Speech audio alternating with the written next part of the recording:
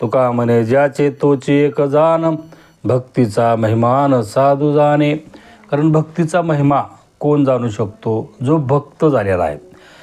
तुमच्या जीवनामध्ये भक्त झाल्याशिवाय भक्तीचा महिमा जाणूच शकत नाही किंवा तुमच्या जीवनामध्ये कळतच नाही.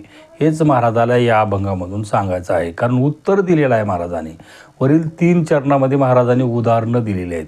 पहिल्या चरणामध्ये महाराज म्हणतात की कुत्र्याला खीर सोन्याच्या ताटामध्ये ठेवून त्याचा काही उपयोग नाही. दुसरं, कारण गाढवाच्या गळ्यामध्ये मोत्याचा हार घालून काही उपयोग नाही. पुन्हा डुकराला कस्तुरी त्याच्या नाकाला लावली तर त्याच्या जीवनामध्ये काही उपयोग नाही. म्हणून तुमच्या जीवनामध्ये भक्ती तुम्हाला ऐकायची असेल किंवा भक्तीचा महिमा तुमच्या जीवनामध्ये जाणून घ्यायचा असेल तर तुम्हाला तो भक्तच झाला पाहिजे भगवंताचा.